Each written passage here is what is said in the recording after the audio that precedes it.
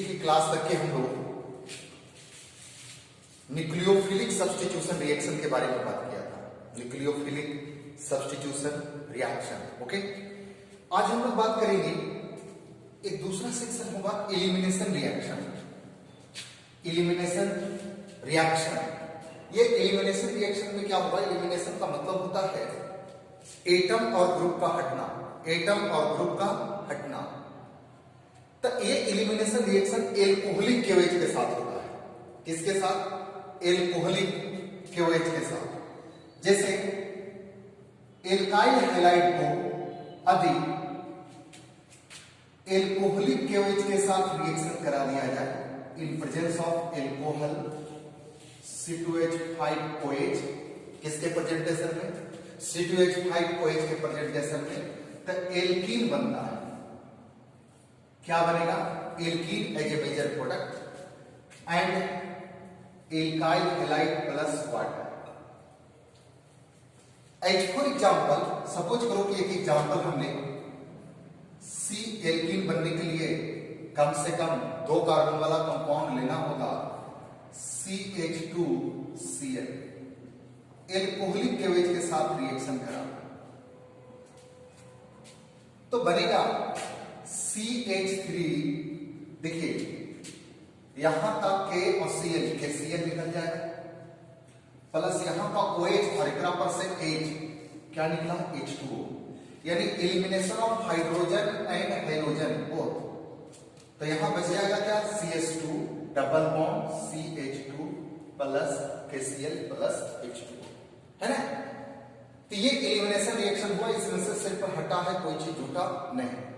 लेकिन शायद आपको पीछे के वीडियो से, आप लोग पीछे की क्लास में आप लोगों ने पढ़ा था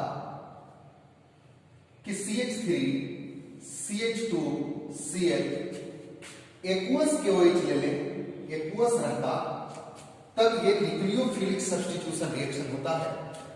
इसका OH ग्रुप यहां पर जाकर जुट जाएगा, CH3 CH2OH प्लस KC।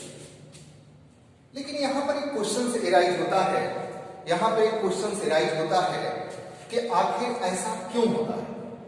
आखिर क्या कारण है?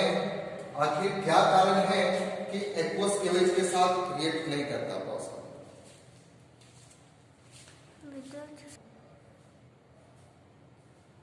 अब देखिए आखिर क्या कारण है कि एक्वस केवेज के साथ एल्कोहल बना लेकिन एल्कोहलिक केवेज के साथ एल्कीन बना। अब इसके मैकेनिज्म से पता चलेगा। तो आपको इसकी मैकेनिज्म को दिखलाते हैं। तो मैकेनिज्म में सबसे पहले ये इथाइल एल्कोहल के प्रेजेंटेशन में हुआ। सबसे पहले ये इथाइल एल्कोहल क्या करता है कि KOH के साथ रिएक्शन करके, इथाइल एल्कोहल KOH के साथ रिएक्शन करके बनाता है potassium ethoxide plus H2O। Potassium ethoxide plus H2O। और ये पोटासियम इथोक्साइड जो है ये आयोनाइज होगा C2H5O minus plus A plus. ये स्ट्रॉन्ग कंजुगेट बेस है, स्ट्रॉन्ग कंजुगेट बेस। ये स्ट्रॉन्ग कंजुगेट बेस है और strong conjugate base has the greater affinity of H plus ion. A strong conjugate base has greater affinity of H plus ion, है ना? अब ये H plus ions को लेने की क्षमता रखता है। तो इसके अगला में देखेंगे कि CH3 CH2Cl है। सबसे पहले K प्लस आएगा, K प्लस आएगा और Cl को लेकर के चला जाएगा, यानी कि इंटरमीडिएट कार्बोकटायन बना। ध्यान दीजिए, अगर ये इंटरमीडिएट कार्बोकटायन टर्सरी होता तो ज्यादा अच्छा। ये प्राइमरी है, तो इसलिए एलिमिनेशन सबसे बढ़िया से होगा टर्सरी का, क्योंकि टर्सरी हाइलाइट रहेगा। टर्सरी हाइलाइट रहेगा तो निश्चित रूप से कार्बोकटायन टर्सरी बनेगा, और सेकेंडरी रहेगा तो सेकेंडरी, और ये प्राइमरी है तो प्राइमरी। इसलिए ज्यादा बेटर किसमें होगा? टर्सरी में। अब इसमें क्या होगा? CH3 CH2 प्लस और अभी अभी पढ़े कि इथोक्साइड आयन यानी strong conjugate base has greater activity of H plus ion.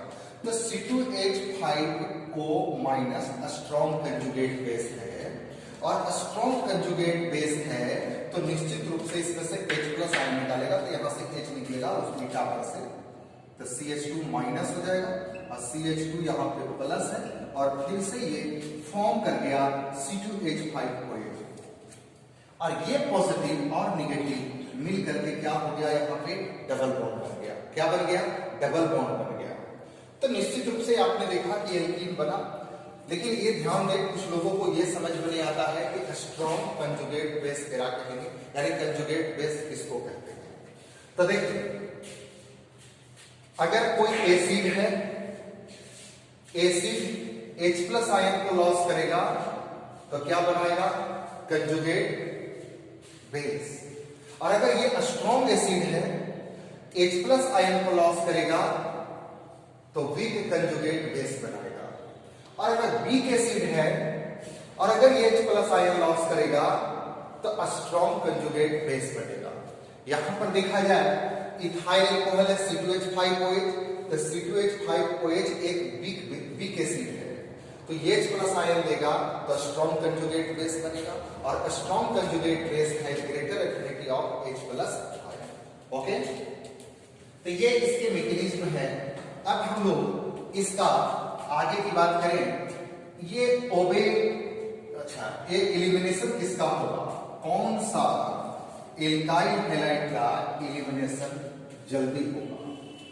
तो elimination of alkyl halide in the order of elimination of alkyl halide in the order of tertiary, तब secondary, तब primary। सबसे पहले किसका होगा? tertiary का, तब किसका? सेकेंड। अगर सेकेंडरी का केस बन रहा हो और प्राइमरी का केस बन रहा हो, उस जगह पर सेकेंडरी वाला का एलिमिनेशन फास्ट होगा, प्राइमरी वाला का एलिमिनेशन स्लो होगा। अगर इनकेस टर्सरी कहीं पर है, टर्सरी हैलाइड है, तो टर्सरी का एलिमिनेशन फास्ट होगा, सेकेंडरी का एलिमिनेशन स्लो होगा। अब यहाँ पे इंटरमीडिएट कार्बोकैटायन बनना ही इंटरमीडिएट कार्बोकैटायन की स्टेबिलिटी पर निर्भर करता है। सिटीजेप रूल की बात करूं, यहां पर एक है सिटीजेप रूल। सिटीजेप रूल क्या होता है? तो according to this rule, elimination of hydrogen atom from those beta carbon having least number of hydrogen atom, elimination of hydrogen atom from those beta carbon atom having least number of hydrogen atom, that is more alkylated alkene is formed as major product, more alkylated alkene is formed as major product। अब इसके example से हम clear कराते हैं। जैसे suppose कर लो कि मैंने एक एग्जांपल लिया ऐसा ClCH3 और इसको हम एलिमिनेशन कराना चाहते हैं एल्कोहलिक OH के साथ, ETOH भी लिख सकते हैं। तब क्या होगा? दो तरह के प्रोडक्ट बन सकता है, CH3 CH2 CH3। देखिए यहां पे Cl था, तो अगर यहां से हाइड्रोजन एलिमिनेट करेगा तो यहां पे डबल बॉन्ड आएगा। ओके, अगर यहां से हाइड्रोजन एलिमिनेट होता है तो डबल बॉन्ड यहां आएगा, लेकिन यदि CH3 CH2 CH3 यहां से तो क्लोरीन हटा है, अगर यहां से हाइड्रोजन हटता है तब इसके जगह में डबल बॉन्ड आएगा प्लस KCl प्लस H2। यहां पे आपने देखा कि दो तरह के प्रोडक्ट बनने की चांसेस है।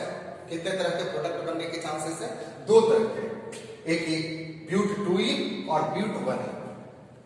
अब सवाल बनता है कि which one is major product? तो this one is major product according to Saytzeff rule, major product. और ई क्या है? Minor product. आखिर इसको मेजर प्रोडक्ट क्यों कह रहे हैं? क्योंकि जो एल्कीन बन रहा है, ये जो एल्कीन बन रहा है, इसके दो तरफ से एल्काइल ग्रुप है, इसके दो तरफ से एल्काइल ग्रुप है, डाई एल्काइलेटेड एल्कीन है। लेकिन जो ये एल्कीन है उसको एक ही तरफ से एल्काइल ग्रुप है, ये मोनो एल्काइलेटेड एल्कीन है और ये डाई एल्काइलेटेड एल्कीन है। Di alkylated more alkylated alkene is more stable, ये मोर स्टेबल होगा और ये लेस स्टेबल होगा। ऐसा क्यों होता है? तो देखिए, इसमें हाइपर कंजुगेशन की मैं बात करूं तो ये हाइपर कंजुगेशन, ये sp2 हाइब्रिडाइज है, ये sp2 है, तो इसके रेस्पेक्ट में ये अल्फा, अल्फा पर 3 हाइड्रोजन और इसके रेस्पेक्ट में ये अल्फा, अल्फा पर 3 हाइड्रोजन 6 है। यानी इसका हाइपर कंजुगेशन कितना है? 6। लेकिन इसका हाइपर कंजुगेशन कितना होगा? sp2 है, sp2 के रेस्पेक्ट में अल्फा और अल्फा पर हाइपर कंजुगेशन क्या है? 2। मैंने आपको बताया था कि जिसका हाइपर कंजुगेशन ज्यादा होगा वो मोर स्टेबल होगा, तो इसका हाइपर कंजुगेशन इसका ज्यादा है इसलिए मोर स्टेबल होगा, ये लेस स्टेबल होगा। अब कुछ कंसेप्चुअल बात करें, जैसे हम लोग एक एग्जांपल ले लें, CH3 CCH3 CH3 CHCl CH3 plus alcoholic KOH ETOH। आखिर इसका प्रोडक्ट क्या बनेगा? तो मोस्ट ऑफ द लोग सिर्फ प्रोडक्ट बना करके ये छोड़ देते हैं। यहां से कहेगा हाइड्रोजन हटा, hydrogen is remove from this carbon and hydrogen remove from this carbon because hydrogen is absent at this carbon, तो यहां से नहीं होगा, तो निश्चित रूप से ऐसे बना करके लोग छोड़ देते हैं KCl प्लस H2O, और ये गलत होगा। क्यों गलत होगा? क्योंकि जब इंटरमीडिएट कार्बोकैटायन ऐसा बना था, जब सबसे पहले हमने मैकेनिज्म में बात किया कि यहां पर इंटरमीडिएट कार्बोकैटायन बनेगा, इंटरमीडिएट कार्बोकैटायन बनेगा, तो ये कार्बोकैटायन सेकेंडरी है, ये कार्बोकैटायन सेकेंडरी है और ये सेकेंडरी कार्बोकैटायन इस पे आना चाहेगा, टर्सरी बनना चाहेगा, तो यहां से ये एल्काइल ग्रुप शिफ्ट करेगा। इसको बोलते हैं एल्काइल शिफ्ट। क्या बोलते हैं? Alkyl shift. एल्काइल शिफ्ट इसलिए संभव होता है, एल्काइल शिफ्ट इसलिए संभव होता है क्योंकि यहां से यहां आएगा तो टर्सरी बन जाएगा। Therefore we have to get tertiary carbocation. अब जब ये टर्सरी कार्बोकैटायन बन चुका है, एक टर्सरी कार्बोकैटायन बन चुका है, तो हाइड्रोजन का एलिमिनेशन कहां से होगा? ये प्रोडक्ट तो गलत हुआ था, बनेगा लेकिन बहुत कम बनेगा। अब हाइड्रोजन कहां से निकलना चाहिए? जिस बिट्टा पर हाइड्रोजन की संख्या कम है, CH3 double bond C CH3 CH3, और ये प्रोडक्ट इसका हाइपर कंजुगेशन कौन कीजिए? इसका हाइपर कंजुगेशन 3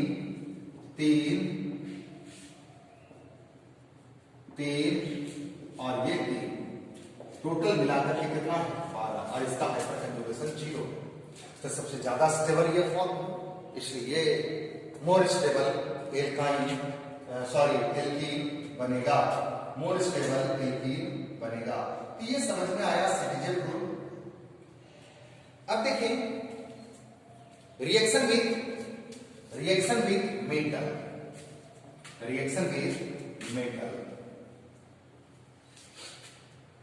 इसमें सबसे इंपॉर्टेंट बात पढ़ेंगे, फर्स्ट होगा ऊर्ज रिएक्शन। कौन सा reaction? Wurtz reaction. Wurtz reaction में क्या होता है कि in Wurtz reaction two same alkyl halide react with metallic sodium to form higher alkane. दो सेम एल्काइल हैलाइड है, दो एल्काइल हैलाइड लिया गया, सोडियम से रिएक्शन किया गया ड्राई ईथर के प्रेजेंटेशन में, in presence of dry ether to form higher alkane. H for example supposed to be CH3Cl sodium in presence of dry ether. We have to get CH3 ये higher alkene बन गया plus 2NaCl। देखिए ये जो alkyl halide था एक carbon का था, लेकिन ये जो एल्केन बना वो 2 कार्बन का। लेकिन ध्यान रखें इस मेथड से जो एल्केन बनने वाला है वो सिमेट्रिकल एल्केन बनेगा, even number carbon containing alkane बनेगा। इसका जस्ट क्या हो रहा है, यहां डबल। सपोज करो कि ये हमने प्रोडक्ट लिया, रिएक्टेंट लिया, ड्राई के प्रेजेंटेशन में ये 2 कार्बन का है, ये कितने कार्बन का हो जाएगा, 4 कार्बन का, 2 NaCl। सपोज करो Br है 2 Na, तो देखिए जहां से छूटेगा, यहां से छूटेगा,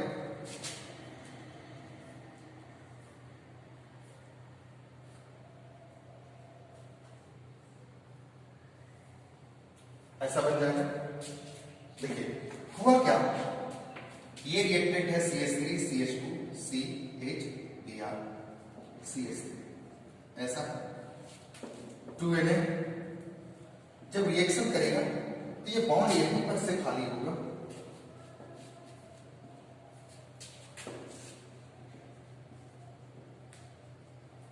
और तो यहीं पर से छूटेगा, ये प्रोडक्ट बन जाएगा 2 NaBr 2 Na। ओके, हम लोग इसमें देखें, आपने देखा कि जस्ट इसमें क्या होते चला जा रहा है। अब देखते हैं mixture Urja reaction. Mixture Urja reaction, in mixture Urja reaction 2 different alkyl halide taken, 2 different alkyl halide react with metallic sodium, in presence of dry ether, to form number of alkanes और mixture of alkene. कई एक alkene बनेगा, जैसे suppose करो कि R1 है X plus R2 है X, sodium से रिएक्शन किया ड्राई ईथर के प्रेजेंटेशन में, ड्राई ईथर के प्रेजेंटेशन में, तो ये बन सकता है R1 plus R1 plus R2 plus NaX। देखिए भाई, यहां से और ये दोनों आपस में मिलेंगे तो क्या बनेगा, R1 R2। अगर हो सकता है कि चूंकि रिएक्शन भी तो लाखों करोड़ों की संख्या में इसको लिए हैं, तो यही आपस में दो आपस में अगर कोलैप्स करते हैं तो R1 बनेगा, ये दो कोलैप्स करते हैं तो क्या बनेगा, R2। यानी 3 प्रकार के एल्केन बनने की संभावना होगी। जैसे सपोज करो कि CH3Cl लिए और यहां पे लिया CH3CH2Cl प्लस सोडियम, ड्राई करके प्रेजेंटेशन, तो ये दोनों आपस में जुड़ेंगे तो CH3, अभी कहां से जुड़ेगा, यहां से CH2CH3, अब ये आपस में जुड़ सकते हैं तो CH3CH3, ये आपस में जुड़ेंगे तो CH3CH2 और फिर CH2CH3 प्लस NaCl। तो ये 3 प्रकार का प्रोडक्ट बन सकता है। तब मिक्सचर ऑफ एल्केन बना के नहीं, अगर एल्काइल हैलाइड मिक्सचर लेंगे तो एल्केन भी क्या बनेगा, मिक्सचर बनेगा। एक होता है जी उर्ज फिटिक रिएक्शन, इसमें एक एराइल हैलाइड ले लो और एक एल्काइल हैलाइड ले लो, इसमें मिक्स बनने की संभावना है, लेकिन ज्यादातर प्रोडक्ट क्या बनेगा, ऐसा नहीं है कि आर भी बन सकता है और बाइफिनाइल भी बन सकता है। ऐसा भी इसमें होगा अगर दोनों एराइल हैलाइड ले लिए तब तो ये प्योर प्रोडक्ट बनेगा। अगर मिक्सचर लेंगे तो मिक्सचर ऑफ प्रोडक्ट बनने की संभावना, तब ये बाइफिनाइल बन जाएगा। इसको क्या बोलते हैं, बाइफिनाइल। और इस रिएक्शन में यदि जिंक का यूज कर दिया जाए, सोडियम की जगह पर क्या यूज कर दिया जाए, जिंक, तो उसको फ्रैंकलाइन रिएक्शन कहते हैं। क्या बोलेंगे इसको, फ्रैंकलाइन रिएक्शन। तो देखिए फ्रैंकलाइन रिएक्शन क्या है, तो फ्रैंकलाइन रिएक्शन में, in Frankland reaction alkyl halide react with zinc powder. React with zinc powder to form higher alkane. Alkyl halide react with zinc powder to form higher alkyne. higher alkane. जैसे ये alkyl halide है, इस reaction को Franklin reaction कहते हैं। Zinc से reaction किया तो Rr बन जाएगा ZnH2। क्या बन जाएगा? ZnH2। तो ये रिएक्शन को क्या बोलते हैं हम लोग? Franklin reaction. ये ऊर्ज रिएक्शन जैसा ही है, ये ऊर्ज रिएक्शन जैसा ही है। अब हम लोग रिएक्शन देखें, sodium lead alloy reaction with sodium lead alloy, reaction with sodium lead alloy, specially ethyl chloride का रिएक्शन किया जाता है Pb। तो देखिए ये बनता है टेट्रा इथाइलेट, टेट्रा इथाइलेट। एक टेट्रा इथाइलेट जिसको टेल कहते हैं, tetra ethylate anti knocking agent के रूप में इस्तेमाल किया जाता है इन पेट्रोल इंजन। इन पेट्रोल इंजन में इस्तेमाल किया जाता है एंटी नॉकिंग एजेंट के रूप में, ताकि गाड़ी स्मूथली चल सके। अब देखिए reaction with magnesium, reaction with magnesium.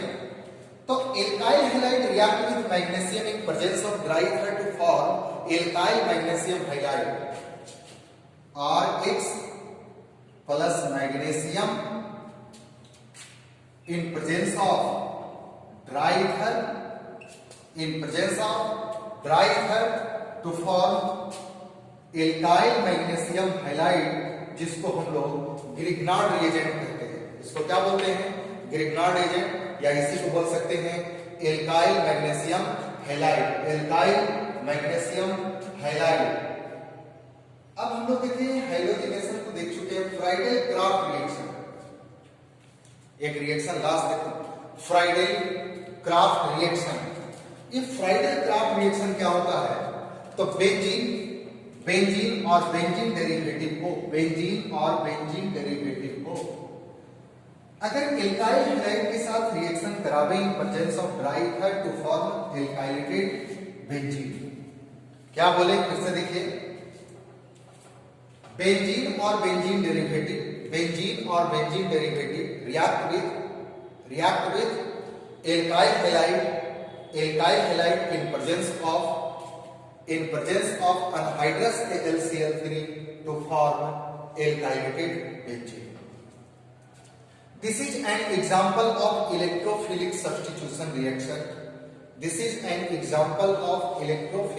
substitution reaction. जैसे ये बेंजीन है,